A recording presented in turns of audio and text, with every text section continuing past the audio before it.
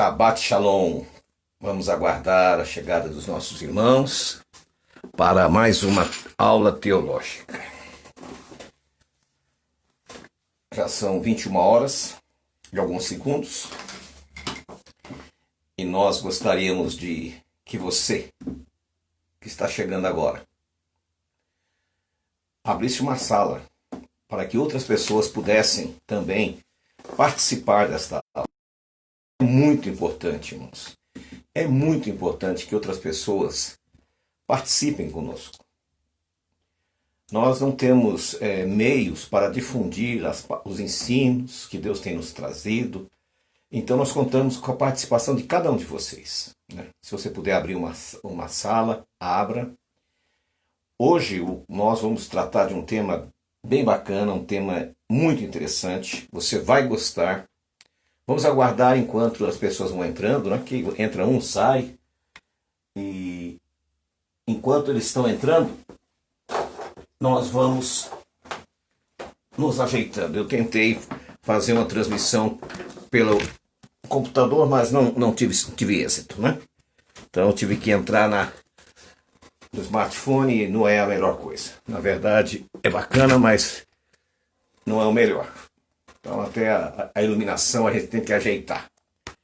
Como se diz, nossos recursos são parcos, então a gente vai fazendo conforme a possibilidade. Hoje nós vamos tratar na 13ª aula desse nosso livro, Desmistificando o Judaísmo e suas tradições babilônicas. Longe de mim ser uma crítica ou uma condenação, de forma alguma. Nós não temos esse propósito, nós não temos esse objetivo. Nós estamos hoje aqui para trazer para você um esclarecimento, uma luz, porque a Bíblia diz que a verdade vos libertará. A maioria das pessoas hoje elas estão oprimidas, elas são presas da sua própria fé, são escravas da sua própria fé. E a escravidão é uma coisa tão tremenda que de repente você saiu do Egito, se livrou do faraó e de repente você quer voltar. Eu convido você, né, que está chegando, nós já estamos com um pequeno grupo, a inclinar sua fronte, aonde você estiver. Vamos levar uma oração ao Deus bendito para que Ele ilumine esta nossa aula, para que ela possa realmente trazer algo novo na nossa vida, alguma coisa que realmente mude a nossa história. A mesmice já não cabe mais em nossas vidas. Vamos orar. Soberano Deus, Criador, nós, neste Shabat, neste sábado, Senhor, elevamos a nossa mente, o nosso coração, ao Teu trono de graça, através de Yeshua, Teu Filho, para que o estudo de hoje seja um estudo que venha mudar as nossas vidas, venha trazer algo novo, uma novidade de vida, Senhor. Nós estamos vivendo numa mesmice, as pessoas continuam naquela mesmice sem saber para onde ir. A humanidade está como um gado dentro de um curral. Para onde ela é jogada, ela vai. Mas hoje, Senhor, nos dê um rumo, nos dê um norte, para que possamos alcançar graça aos Teus olhos. Nós pedimos tudo isso, não que haja algum mérito da nossa parte, mas através do mérito alcançado por Yeshua no Calvário. É o que te pedimos. Amém. Meus queridos, eu gostaria que você anotasse ou lesse, se tiver com a sua Bíblia na mão, Jeremias, capítulo 16, versículo 19. Jeremias 16, versículo 19. Ó Senhor Deus, Tu me proteges e me dá força. Tu me ajudas na hora do sofrimento. Dos fins da terra as nações irão a ti dirão: os nossos antepassados só tinham falsos deuses, só tinham deuses inúteis, só herdamos mentiras. Essa palavra, irmãos, ela é muito profunda. Preste bem atenção. Eu estou lendo a Bíblia, nova tradução na linguagem de hoje. É uma Bíblia razoável, não é das melhores, mas alguns textos realmente é bem interessante. Os nossos antepassados só tinham falsos deuses, tinham somente deuses inúteis. No versículo 21, por isso farei com que eles conheçam a minha força e o meu poder, uma vez para sempre, e eles saberão que o meu nome é Jeová. Hoje nós vivemos numa geração de informações, é tanta informação, é tanta informação, é tanta informação, que as pessoas estão totalmente desorientadas. Hoje, né, arrumar até um nome bonito para mentira, fake news, né? Nome pomposo, mas é a mentira a mesma coisa, né? E aí o que acontece? Nós sabemos que o pai da mentira é o maligno. E é tanta mentira, é tanto engodo. E Jeremias diz, nós só herdamos mentiras dos nossos pais.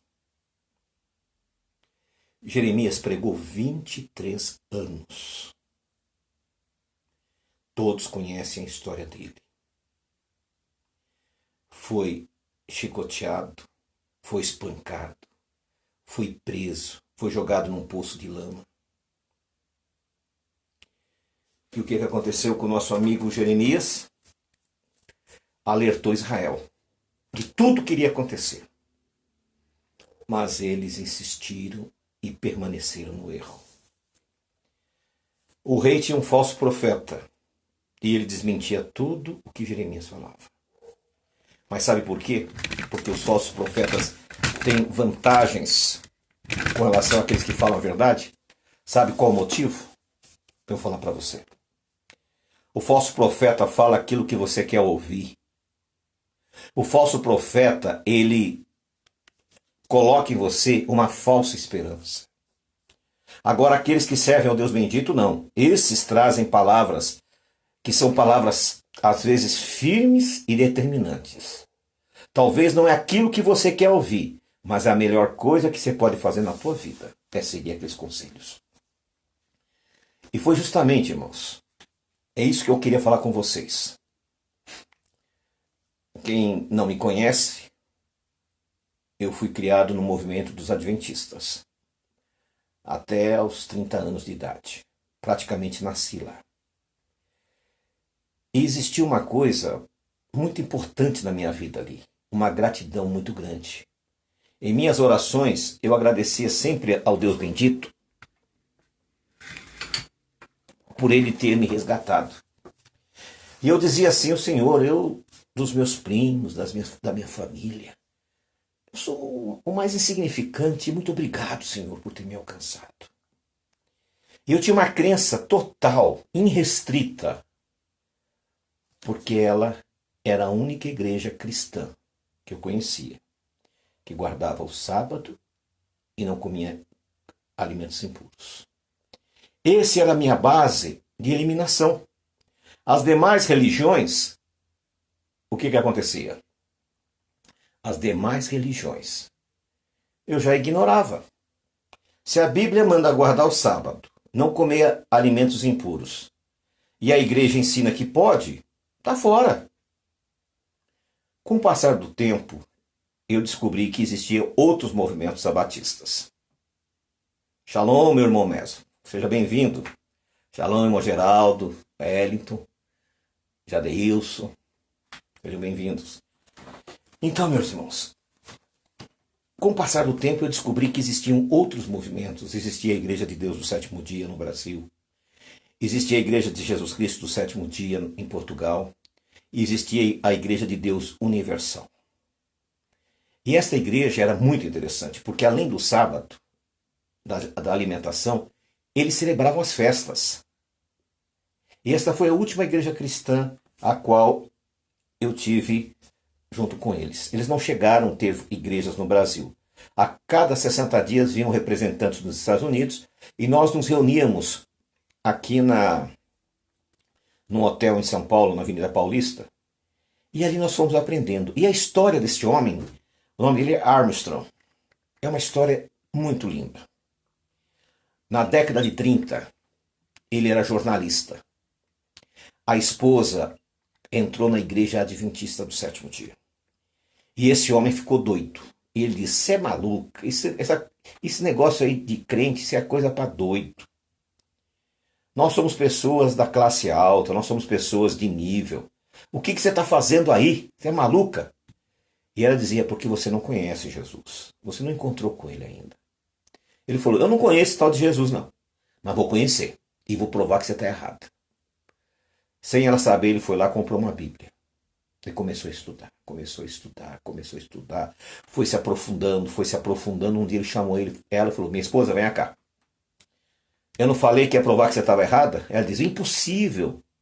Você está errada, porque não é só o sábado que tem que guardar. Tem que guardar tabernáculos, tem que guardar Shavuot, tem que guardar Yom Kippur. E a partir de hoje, eu vou pregar esse evangelho. E ele abandonou a carreira de jornalista e passou a ser um pastor. Uma das maiores igrejas sabatistas dos Estados Unidos, uma igreja muito rica. Como ele era de uma classe muito alta, social, ele conseguiu atrair pessoas desse nível. E eu aprendi muitas coisas. Foi ali que eu comecei a aprender a questão das festas. E foi aí que me chamou a atenção. Por que a igreja a qual eu pertencia não obedecia aquelas festas? Aí eu fui conversar com o meu pastor. Ele me deu uma resposta que me deixou confuso. Ele disse, irmão, Paulo diz que a gente não tem que celebrar essas festas. Eu falei, como assim, meu irmão? Como não tem que celebrar essas festas? Lá em Colossenses, capítulo 2, versículo 16, diz assim, ninguém vos julgue por causa de comida, bebida, lua nova e festas. Tudo isso são sombras, mas o corpo é do Messias. E eu tentei explicar para ele que ele estava entendendo errado. Que Paulo estava dizendo para a congregação de Colossos que elas não poderiam ser julgadas porque guardavam a lei de Deus. Mas não deu certo. Ele continuou na caminhada dele. Porque às vezes nós estamos tão enraizados nos movimentos religiosos e se temos alguma participação, alguma coisa, fica mais difícil. O espírito do jovem rico, o que ele faz na nossa vida? Ele nos afasta de Deus. Todos nós conhecemos, né, a parábola, eu sempre conto aqui. Ele chega a Yeshua e diz, bom mestre, o que faço para herdar a salvação? E Yeshua diz, bom só tem um, que é o Pai que está no céu. Guarda os mandamentos. Como assim? Eu sempre guardei os mandamentos desde minha infância. Então alguma coisa te falta. Ou seja, se ele guardava os princípios básicos para a salvação, que é os mandamentos, e ele tinha dúvida da salvação, alguma coisa faltava. E foi nítido quando Yeshua olhou para ele. Ele era apegado às suas riquezas. E Yeshua disse, vá à venda tudo que tem e me segue. Como sabemos, isso não aconteceu. Eu estou há 22 anos nesta caminhada. Se todas as pessoas que passaram pelo meu caminho, que estiveram conosco, tivessem ficado na congregação, talvez hoje nós tivéssemos uma congregação de mais de 1000 pessoas. Mas o espírito do jovem rico é muito complexo. Ele acaba levando a pessoa embora. Há um choque de interesses. E eu vou ser sincero, quem me conhece pessoalmente sabe, né, que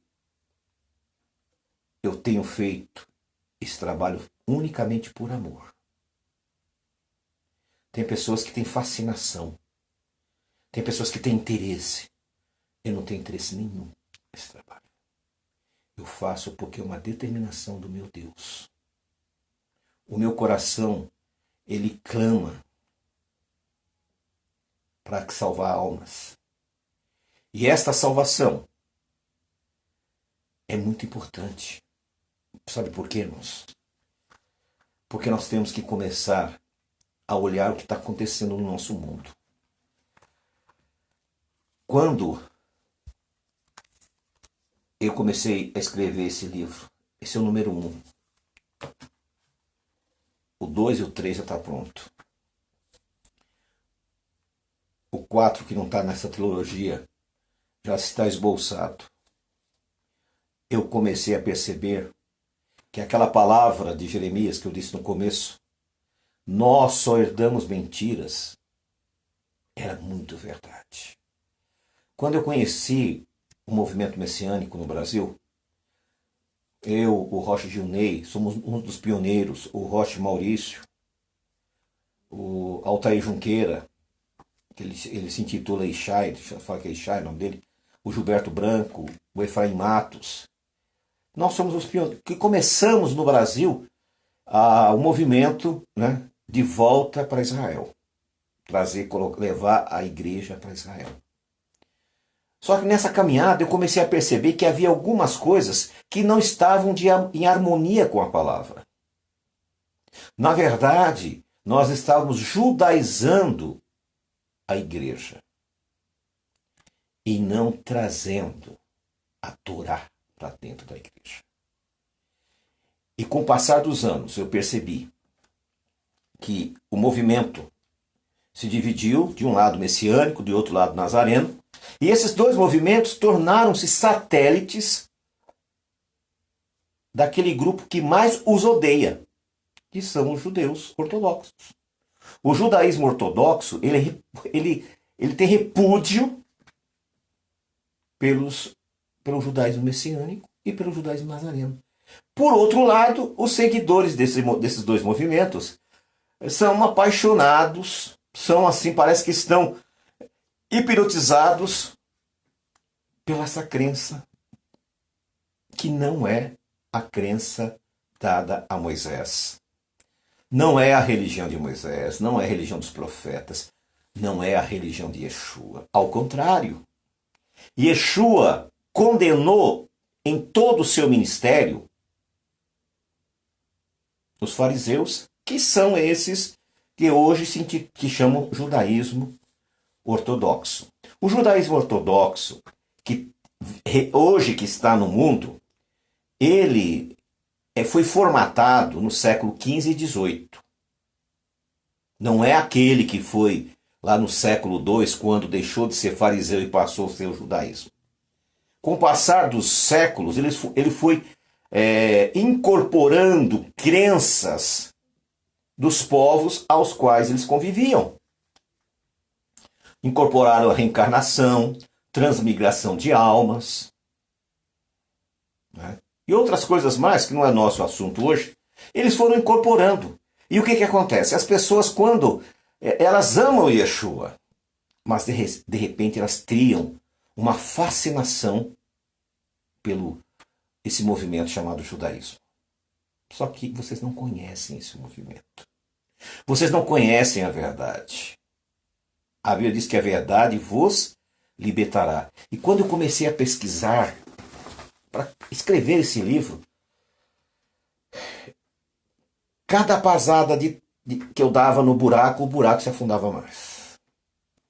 E novas coisas iam sendo descobertas. E novas verdades iam aparecendo. E novas verdades iam surgindo.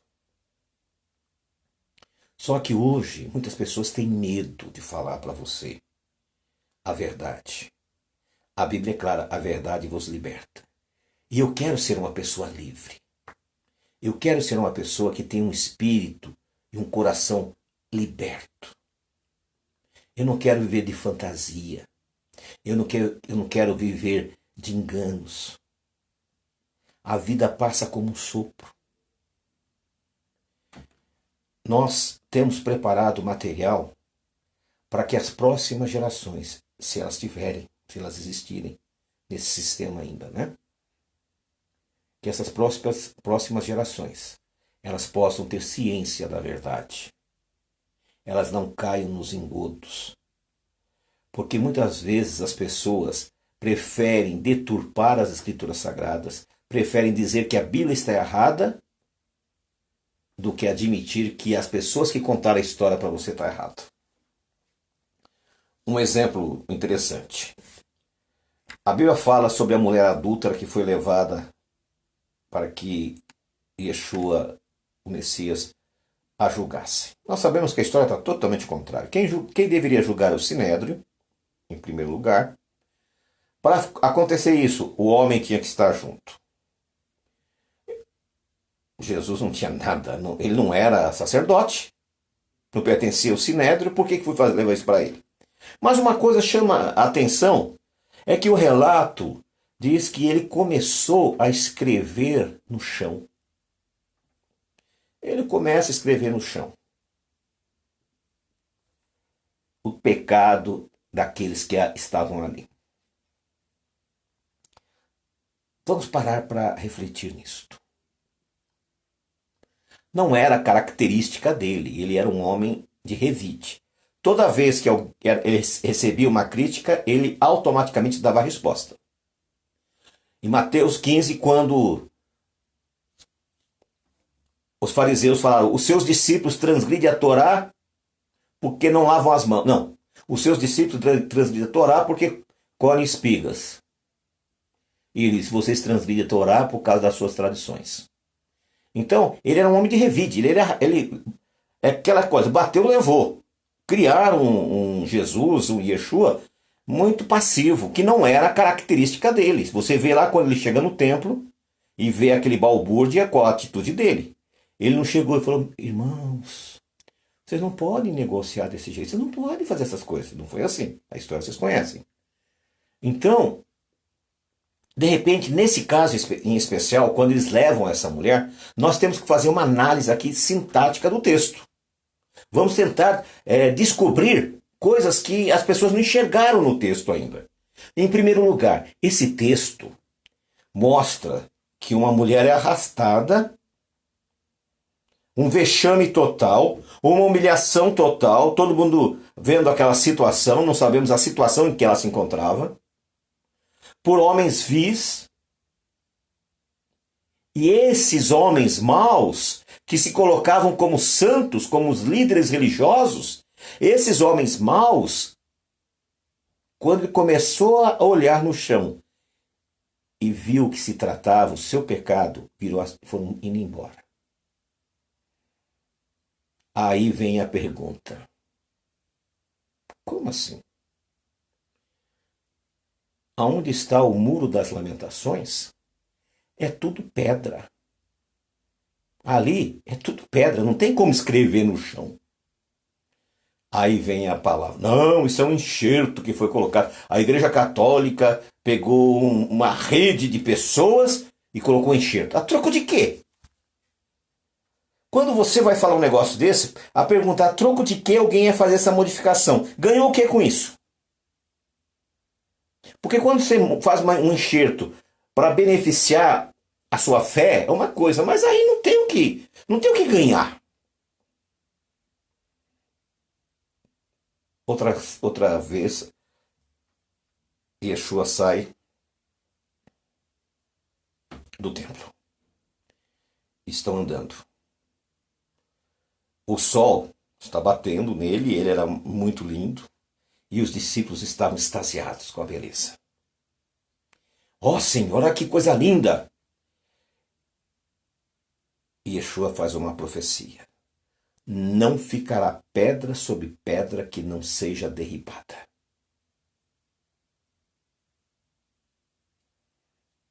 Meus irmãos, lá na congregação. Mas eu vou pegar aqui, me desculpe, dá uma olhadinha naquele painel meu ali atrás, tá vendo? É o painel do Muro das Lamentações. E lá na congregação nós temos um painel também, lá no nosso púlpito, nosso altar, do Muro das Lamentações. Teria falhado a profecia de Yeshua? Porque o muro está bem de pé ali. E ele disse que não ficaria pedra sobre pedra. O muro está lá. E agora? Escreveu ele na pedra? Teria ele se equivocado? Não. Não sei que não houve equívoco ali não. Sabe por quê? Por uma coisa simples. O sacrifício diário, aquela matança de animais, exigia-se muita água. Ali onde está o Muro das Lamentações, não tem nenhum rio, não tem poço, não tem nada. Ali não era próximo do palácio de... Não era próximo do palácio de Davi, ou a cidade de Davi. Ficava próximo de Siloé, do tanque de Siloé, ou da fonte de Gion. Ou seja, aquele Muro das Lamentações que os judeus estão ali orando, aquele é o muro da Fortaleza Antônia, aonde era o quartel dos romanos. O verdadeiro local do templo realmente não tem mais uma pedra, mas existe uma fonte, porque o templo precisava de muita água. E Davi, Salomão, não iriam construir o templo num lugar onde não tivesse água. E o lugar que tinha água em abundância era lá em Siloé, na fonte de Siloé, Gion. E lá tem terra, areia para se escrever, terra, areia para se escrever. Então vocês percebem que nós fomos herdando mentiras. Não era ali. Hoje, quando você vai a Israel, você escolhe qual sepultura de Jesus você quer ir. Porque tem duas. Aí você, não, agora nós vamos no Monte Sinai, lá no Egito. Aí você vai passar a noite, vai subir 700 degraus, porque durante o dia não dá para ir por causa do calor, então você vai à noite. São 700 degraus lá no Monte Sinai. E sabe o que você vai ganhar? Um cansaço. Porque não é lá. O Monte Sinai é em Midian. E Midian é na Arábia Saudita. Então as pessoas foram seduzindo, foram enganando, foram criando fantasias teológicas. Então hoje existe um Israel turístico. Belém tem duas. Aí você escolhe qual você quer ir. Tudo isso são fantasias que estão sendo criadas, as pessoas vão colocando na mente como se fosse uma verdade. E não é uma verdade. Você compreende? Existem histórias para todo gosto. E foi justamente baseado nisso que quando nós começamos a trabalhar nesse livro, e a partir de hoje nós vamos trabalhar nele nas próximas aulas, falando das alterações que os judeus colocaram nos ensinos de Moisés a partir do momento que eles voltaram da Babilônia. Não foi os mesmos que foram que retornaram. A crença era outra. Eles trouxeram crenças paganizadas, incorporadas à nova fé. Uma coisa óbvia e lógica é o absurdo do ano novo judaico ser no meio do ano. Isso é coisa de doido. Como que o ano novo começa no 7º mês? Por favor. A gente não precisa ser um especialista em nada para saber que não faz o mínimo sentido. E a Torá é tão clara. A Torá diz assim: este vos será o primeiro dos meses. É em Abib, que está entre março e abril. Então você percebe que, como disse Jeremias, nós só fomos herdando mentiras e mentiras. E fomos transmitindo essas mentiras, né? E fomos passando essas mentiras para frente. Você percebe que nenhuma verdade é pregada, porque a verdade ela não gera subsídios financeiros. A verdade não gera povos, pessoas, não atrai pessoas. Mas quando você fala a verdade, as pessoas fogem. Mas como eu disse no início, eu não estou preocupado com isso. Sabe? A minha missão, a qual Deus me colocou, que eu senti no meu coração, é trazer a verdade, doa a quem doer. Perdi todos os meus ex-amigos, porque se fossem amigos não eram ex, né? Que nesta jornada, por quê? Porque eles continuam insistindo em manter a mentira. Eles acariciam o engano. Eles acariciam a mentira. E nós não fomos chamados.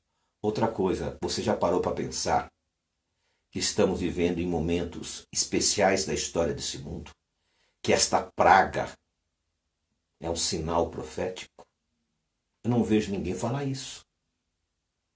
Eu vejo, depois que passar a pandemia, quem vos garante que ela vai passar?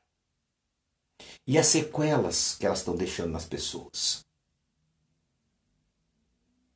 Então, as pessoas não pararam para pensar. E Yeshua já nos alertou. Ele diz, como foi nos dias de Noé, assim será a vinda do Filho do Homem. Casavam e davam-se casamento, até que veio o dilúvio e levou a todos. Irmão, eu não vejo um pregador, eu não vejo um rabino, eu não vejo um roche, eu não vejo ninguém, nem padre, nem pai de santo, nem pai de nada. Fala, não, irmãos, nós temos que buscar a presença de Deus, porque temos que reconsiderar a nossa vida, temos que fazer uma techuvá genuína. Ninguém está pensando. Já estão pensando no fim da pandemia. E quem vos garante que não virá uma pior? Então, o nosso objetivo é chamar a atenção de todos vocês. Nós estamos vivendo em tempos proféticos. Nós estamos vivendo numa época em que muitos profetas gostariam de viver porque eles saberiam que o Senhor está retornando. Todavia as pessoas estão meio acomodadas. Não estão preocupadas. Não estão preocupadas em mudar a sua vida, a sua história. Elas estão preocupadas o pós-pandemia. Eu consegui sobreviver até hoje. Quando passar isso, eu vou me divertir. Nós não sabemos o que vai acontecer. Basta olhar e ver tanto engano, tanta mentira. E eu não estou falando no mundo cristão. Estou falando no mundo judaico. E não estou falando só de judaísmo. Eu estou falando entre nós que estamos na techuvá. Não tem coragem, ficam aí falando bobagens, sabe? Em vez de se voltarem para o Criador. Os sinais estão às portas. Ninguém está protegido. Você não tem o antídoto contra a morte. Só existe um caminho. E o caminho é o Senhor. É fazer uma techuvá genuína. É amor às almas. Não é tempo de ficarmos brincando. Não é tempo de ficarmos esperando. A hora que passar a pandemia, aí eu vou fazer a obra de Deus. Quem te garante que você vai estar vivo? Mais de 100 mil pessoas desceram à sepultura. Sabe o que você devia fazer? Agradecer que você não estava no meio. Você foi o privilegiado. Então, acordem, irmãos. Acordem, porque é tempo de restauração. Nós temos que voltar para as veredas antigas. Nós temos que ler o livro de Jeremias e decorar o livro de Jeremias, porque é para os nossos dias. O que está acontecendo é o que aconteceu naqueles dias em Judá. Jeremias admoestando, pregando e eles rejeitando, agredindo, xingando, condenando e perseguindo e colocando na prisão, jogando num poço de lama, até que veio Babilônia e os levou. Yeshua disse, até que veio o dilúvio e os levou a todos. Sim, irmão mesmo. Essa semana, Emirados Árabes fizeram um acordo de reconhecer Israel. Está todo mundo festejando. Eu só festejo por um motivo, porque é mais um cumprimento profético. Tudo está encaminhando para que o anticristo apareça. E o anticristo não vai vir da igreja evangélica, não. Não vai vir da igreja católica, não. A igreja de Roma é cachorro morto. E ninguém chuta cachorro morto. A igreja católica já passou a época dela. O anticristo, ele virá da Turquia. O Apocalipse diz que o trono de Satanás é em Pérgamo. Pérgamo é na Turquia. E ele vai vir de lá. Ele vai ser um muçulmano. Vai ser o Mahdi. Mahdi é Messias.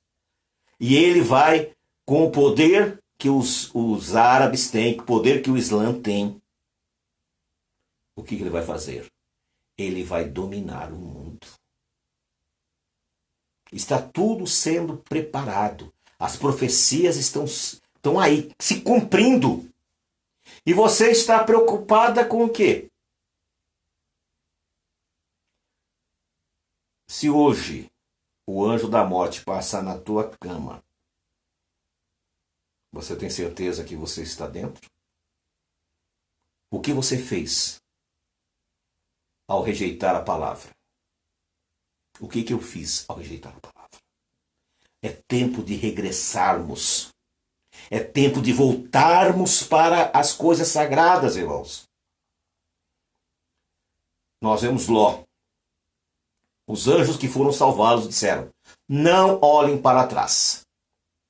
Aqui existe uma curiosidade que eu gostaria de colocar com vocês.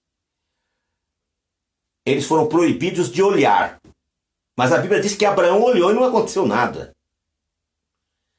A minha avaliação é que a mulher de Ló esqueceu alguma coisa. Esqueceu a bolsa com os anéis, com os colares, e deve ter voltado. Falou: um minutinho só que eu já vou. E correu lá. Quando correu não deu tempo, né? Aí a coisa aconteceu. E muitos estão assim, irmãos.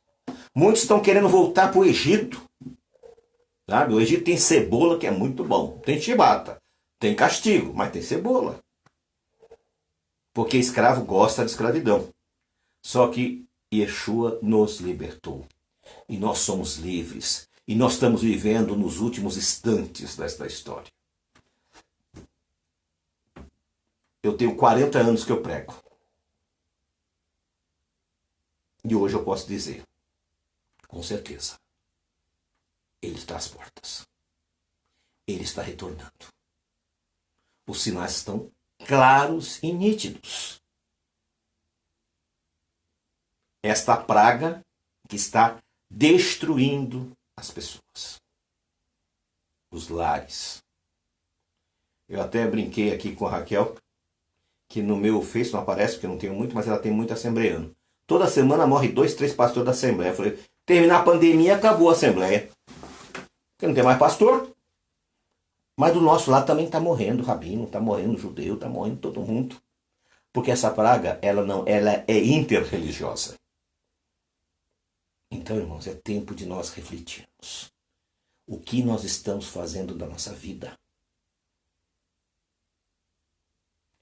Não adianta você querer correr atrás do seu dia a dia e esquecer que você tem uma vida espiritual. Que você tem uma família para salvar.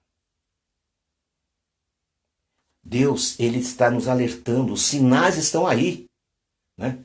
Esse acordo, Emirados Árabes com Israel. Nós temos agora essa pandemia que está arrasando o mundo. Hoje eu estava lendo, está voltando de novo na Europa. No Paraná, está a todo vapor.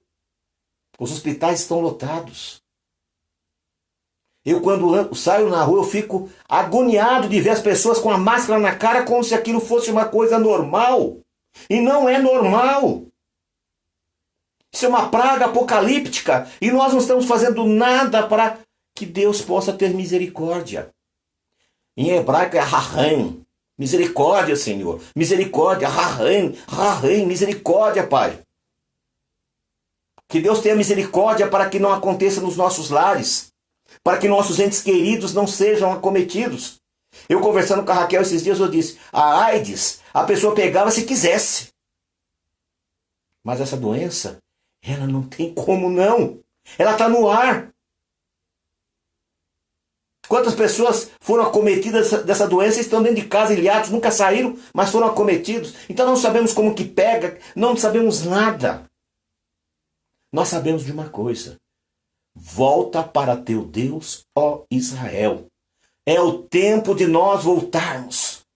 Só que essa mensagem não agrada o ouvido das pessoas. Como a mensagem de Jeremias também não agradava as pessoas. As pessoas querem ouvir falar de prosperidade, que Deus vai mudar a tua vida, Deus vai transformar a sua vida, vai transformar a sua família, Deus vai te enriquecer. Irmãos, Deus quer te salvar da morte, do sofrimento, porque dias difíceis virão. E só será liberto aqueles que tiverem recebido a marca de Deus. Só vai ser liberto aqueles que estiverem embaixo da proteção divina. Aquela profecia, caiam 1.000 ao teu lado e 10.000 à tua direita, não será atingido, é para os fiéis. Porque os infiéis ou vai estar do 10.000, ou vai estar do lado do 1.000. Então caiam 1.000 para cá e 10.000 para lá, não quero nem saber. Eu quero saber que eu quero a salvação. E só existe um jeito de salvação. É voltar para a Torá. É receber o sinal de Deus. E você sabe que o sinal de Deus é o Shabat, que está lá em Ezequiel 20:20. Santificai os meus Shabats, pois servirão de sinal entre mim e vós, para que saibais que eu, Jeová, sou o vosso Deus. Esse é o sinal. Você tem duas alternativas. Ou você recebe esse sinal, ou você recebe o sinal da besta. E se você for um besta para receber o sinal da besta, eu já vou dizer qual que é o sinal dele. É a desobediência à Torá. Então, queridos, hoje é um dia de reflexão. A partir dessa 13ª lição, nós vamos tratar desse livro. Tá? Vou tratar de todas as mudanças que foram feitas na fé do povo judeu, pela apostasia dos sacerdotes que voltaram da Babilônia. Na próxima semana nós vamos ler o primeiro capítulo. E assim, semanalmente. E você vai ver os absurdos que foram feitos. Naturalmente, esse vídeo não é um vídeo que agrada as pessoas. Só que eu não estou nem aí. Sabe por quê? Porque eu estou a serviço do Senhor. Eu não sou filiado a nenhum grupo. Eu não faço parte de associação nenhuma. Eu pertenço ao meu Deus, ao meu Senhor. E eu estou aqui para trazer uma notícia. Ele está voltando. Os sinais são nítidos. Olha na rua. Alguma vez na sua vida, você viu pessoas andando com máscara na cara? Não, não viu. Isso é só o princípio das dores. Porque existem pragas muito piores no Apocalipse. E você sabe muito bem disso. Mas temos uma boa notícia para todos vocês. A porta da graça não fechou ainda. Ela está aberta. E você pode entrar por ela. E Jesus diz, eu sou a porta. E eu me lembro muito bem de uma história. Né? No passado, na sinagoga lá de Osasco, eu era mais novo e a meninada, tinha uma meninada boa lá, eles falavam que eu era o Forrest Gump, o contador de história, porque eu gostava de contar muita história. Eu sempre contava uma história de Leonardo da Vinci. Ele, segundo os historiadores, era uma pessoa muito bruta, muito nervosa. Então os seus assistentes ficavam tremendo, porque não sabiam o que falar. Ele fazia uma pergunta, a pessoa não sabia o que responder. Porque se respondesse e ele não gostasse, já vinha chapuletado. Aí ele terminou um quadro e chamou um assistente. O que você achou do meu quadro? O assistente começou a tremer. Tremia. E começou a olhar. E começou a suar frio. E começou a passar mal. O que está acontecendo com você? Você está doente? Não, senhor, não. O quadro é bonito. Mas você gostou? Não, eu gostei, mas... Posso falar uma coisa? Fala logo. Eu vi um defeito. Como defeito no meu quadro? Você está louco? Não, senhor. Olha, eu estou vendo uma casa muito bem desenhada, muito bem pintada. Com janela, com porta, com jardim, com árvore. Eu estou vendo Jesus batendo na porta. Mas eu não estou vendo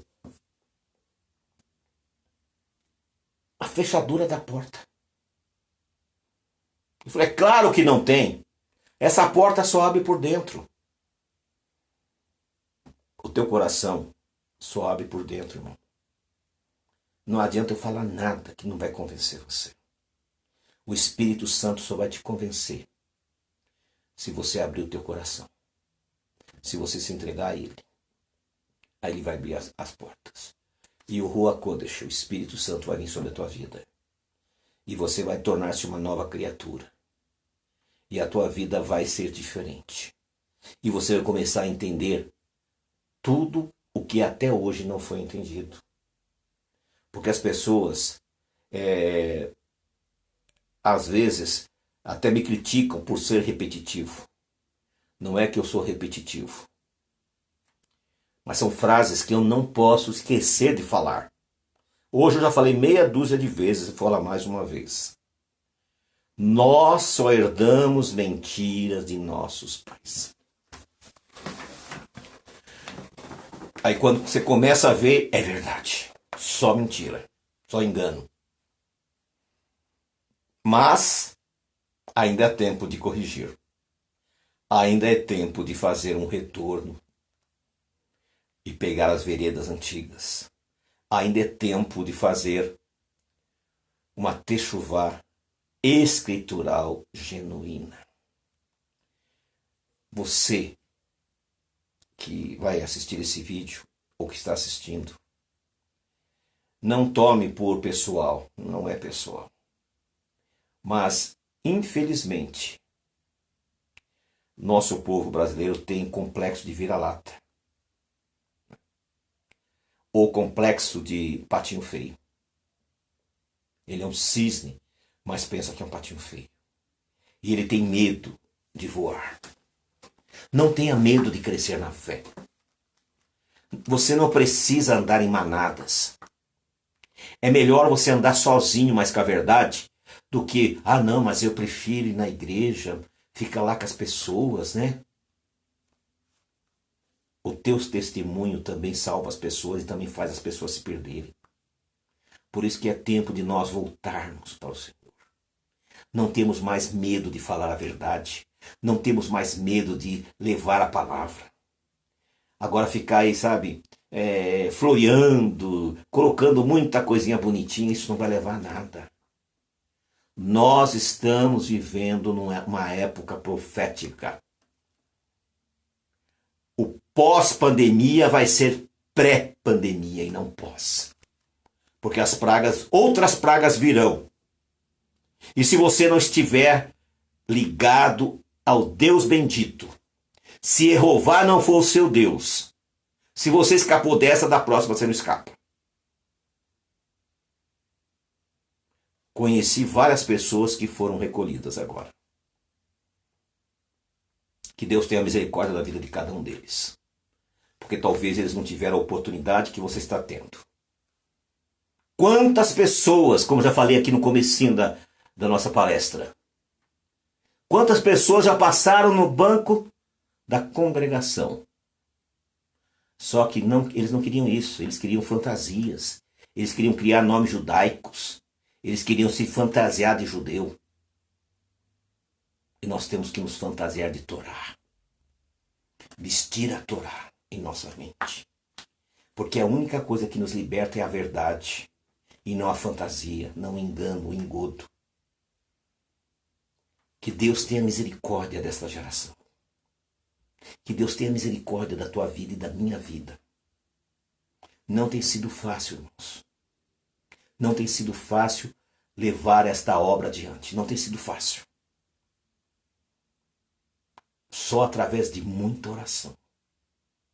Porque eu vejo o descaso das pessoas. O desinteresse das pessoas. Ninguém está preocupado com o que está acontecendo, gente. Será que vai acontecer o que aconteceu nos dias de Noé? E o dilúvio, como o dilúvio veio e pegou todo mundo. Será que agora o fim vai pegar todo mundo de surpresa?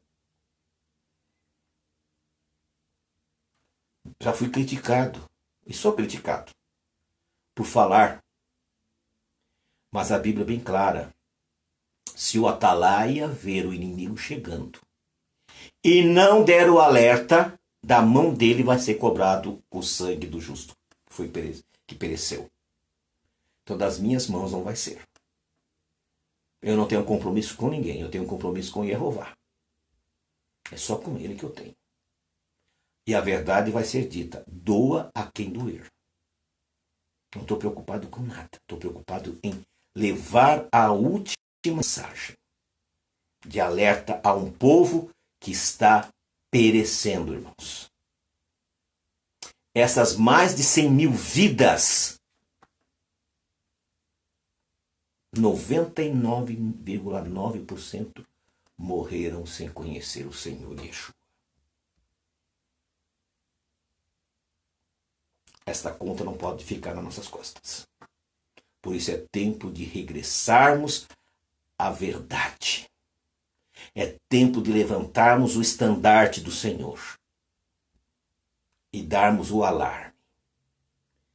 Não temos que nos preocupar com se é cristão, se é evangélico, protestante, messiânico, nazareno, messingélico, não interessa.